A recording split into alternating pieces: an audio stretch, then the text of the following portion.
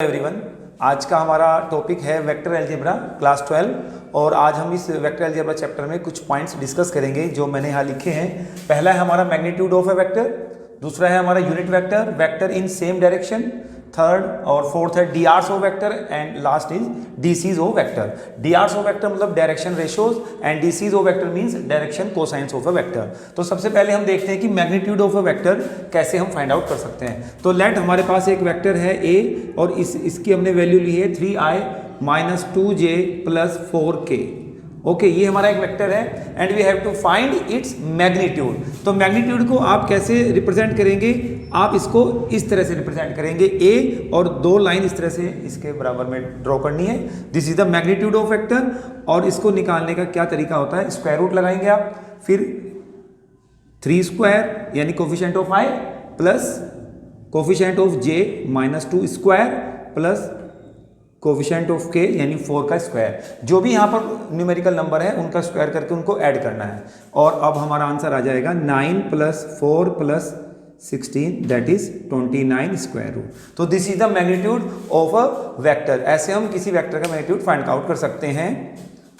अब हमारा नेक्स्ट है टॉपिक, हमारा जो पॉइंट है नेक्स्ट वो है यूनिट वेक्टर। ठीक है, कैसे हम इस वेक्टर को यूनिट वेक्टर बनाते हैं? तो यूनिट वेक्टर वो वेक्टर होता है जिसका मैग्नीट्यूड 1 होता है। अगर इस वेक्टर का मैग्नीट्यूड जैसे यहाँ पर √29 आया है, अगर ये 1 आ जाए तो this vector will be called unit vector. अब हम किसी वेक्टर को यूनिट वेक्टर कैसे बनाते हैं? सपोज हमारा ए वेक्टर है 3i minus 2j plus 4k and हमें इसको यूनिट वेक्टर बनाना है। तो कैसे हम इसको यूनिट वेक्टर बनाते हैं वो देख लीजिए। यूनिट वेक्टर के लिए आप ए के ऊपर ये कैप लगाते हैं।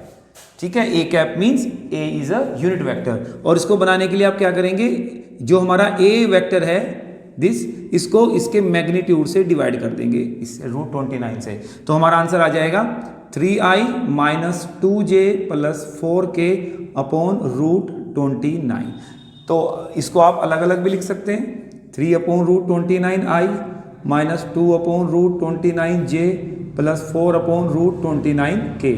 अब अगर आप इस वेक्टर का मैग्नीट्यूड निकालेंगे तो वो 1 आएगा, इसलिए हम इस ए वेक्टर को, ए कैप वेक्टर को एक यूनिट वेक्टर कहते हैं। ये नेक्स्ट है हमारा पॉइंट आज का, वेक्टर इन सेम डायरेक्शन। अब ये वेक्टर इन सेम डायरेक्शन क्या होता है इसको आप समझ लीजिए।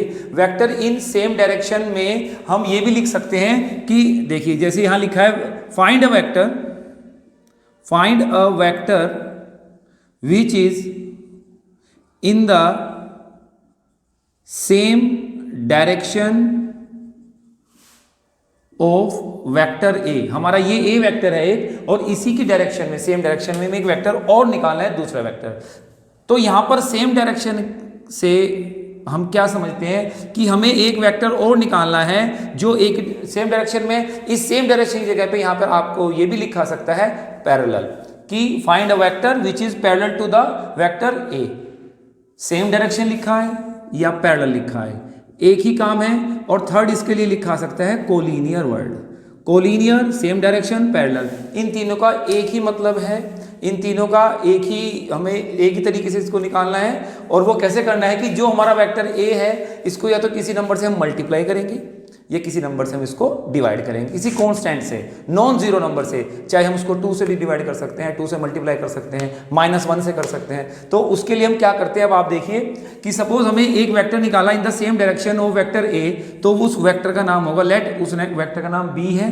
अब हमने क्या किया, इस ए वेक्टर को किसी नंबर से मल्टीप्लाई किया और वो नंबर हमारा सपोज 2 है, 2 से हमने इसको मल्टीप्लाई किया तो ये क्या बन जाएगा 6i minus 4j plus 8k। अब आप देखो b एक वेक्टर है, ठीक है, a से अलग है but in the same direction. क्यों? क्योंकि इसको हमने 2 से मल्टीप्लाई करके अपना वेक्टर a निकाल लिया है। ठीक है, अब ये अगर कहें कि पैरेलल टू वेक्टर a तो भी आपने यही काम करना है, अगर वो कहें कोलिनियर विद वेक्टर a तो भी आपने यही काम करना है। ओके, तीनों केस में एक ही काम करना है, किसी भी नंबर से आपको से मल्टीप्लाई करना है। अब यहां पर एक क्वेश्चन यहां हमारा और बन सकता है, वो ये बन सकता है कि find a vector, find a unit vector. ठीक है ना, find a unit vector which is in the same direction of ए। तो हमें एक वेक्टर फाइंड करना है जो यूनिट वेक्टर होगा और वो ए की सेम डायरेक्शन में है। तो वो हमें ये वाला वेक्टर ही मिल जाएगा जिसको हमने यूनिट वेक्टर बना रखा है ए को। तो अगर ए कोई यूनिट वेक्टर नहीं है, ठीक है ना, और उन्होंने बोला है क्वेश्चन में कि find a vector unit vector, find a unit vector which is in the same direction of vector ए। तो आपको इस ए वेक्टर को यूनिट वेक्टर बनाना होगा। तो ये एक ऐसा वेक्टर है जो यूनिट वेक्टर है and in the same direction of A की सेम डायरेक्शन में क्यों है? क्योंकि हमने ए को किसी नंबर से यहां पर डिवाइड किया। मैंने आपको बताया था कि सेम डायरेक्शन में बनाने के लिए आप या तो उसको मल्टीप्लाई कर दें वेक्टर को या किसी नंबर से उसको डिवाइड। तो हमने √29 से इसको डिवाइड किया मैग्नीट्यूड से और वो एक यूनिट वेक्टर बन गया है। तो ये हमारा एक ऐसा वेक्टर है विच is in the same direction of A and this vector is unit vector. तो एक क्वेश्चन हमारा ये भी आ सकता है कि find a vector unit vector which is in the same direction of a. फिर एक और क्वेश्चन हमारा बन सकता है find a vector whose magnitude is 8 and which is in the same direction of A।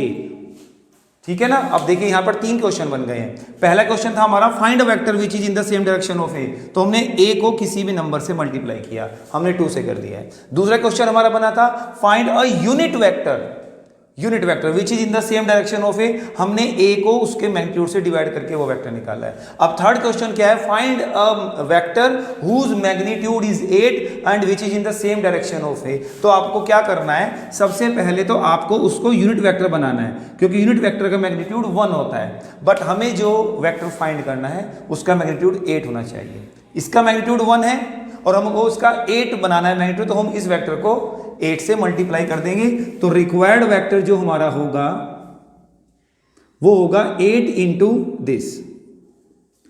हमने ऐसा क्यों किया? क्योंकि इसका मैग्नीट्यूड 1 था और हमें बनाना है 8। तो हमने इस 1 मैग्नीट्यूड को 8 से मल्टीप्लाई किया।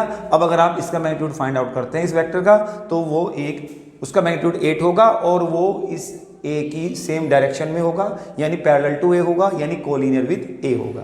तो ये हमारे टॉपिक कवर हो गए अब तक, magnitude, unit vector and vector in same direction. Next है हमारा डी आर्स ऑफ वेक्टर। अब वेक्टर के डी आर्स कैसे निकालते हैं हम? देखिए सपोज हमारा यही एक वेक्टर है, ठीक है ना। ए हमारा वेक्टर है 3i - 2j + 4k। तो डी आर्स क्या होते हैं? Direction ratios.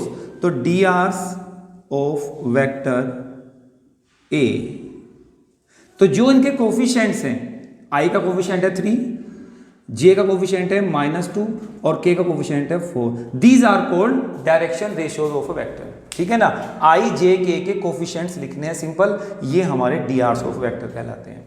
नेक्स्ट पॉइंट है हमारा डीसीज ऑफ अ वेक्टर। तो डीसीज ऑफ वेक्टर कैसे निकालता है? ये देखिए आप, जो हमारा डी आर्स आए हैं इन्हीं से डीसीज निकलेंगे। पहले आप क्या करेंगे, इनके स्क्वायर का सम करेंगे आप, जो कि आपने मैग्नीट्यूड निकालते वक्त भी किया था। वो आया था हमारा √29। ठीक है ना। तो आप इन तीनों को √29 से डिवाइड कर देंगे तो वो आ जाएगा 3/√29 -2/√29 and 4/√29। These are the DCs and D hours of the vector. D Rs simple उसके कोफिशिएंट्स लिखने हैं। डीसीज के लिए ये जो कोफिशिएंट्स आपके आए हैं डी आर्स, इनको स्क्वायर करके सम करें स्क्वायर रूट में और जो नंबर आएगा उससे डिवाइड कर दें। यानी सिंपल हम ये भी कह सकते हैं कि कोई अगर यूनिट वेक्टर है ना, ये हमारा हमने यूनिट वेक्टर बनाया था ए को, तो इसके जो डीसीज डी आर्स हैं यही डीसीज कहलाते हैं। देखिए i, j, k के कोफिशिएंट्स ही यहाँ पर आ जाते हैं। तो इस तरह से हम इसको यूनिट वेक्टर में और इसके डी आर्स डीसीज को हम बना सकते हैं। तो आज के जो भी टॉपिक्स हमने, जो भी पॉइंट्स हमने यहाँ पर डिस्कस किए हैं, आप इनको रिवीजन करके देखिए एक्सरसाइज 10.2 में। तो आपको ये पॉइंट्स बिल्कुल क्लियर हो जाएंगे और आपके क्वेश्चन भी सोल्व हो जाएंगे। Thank you very much.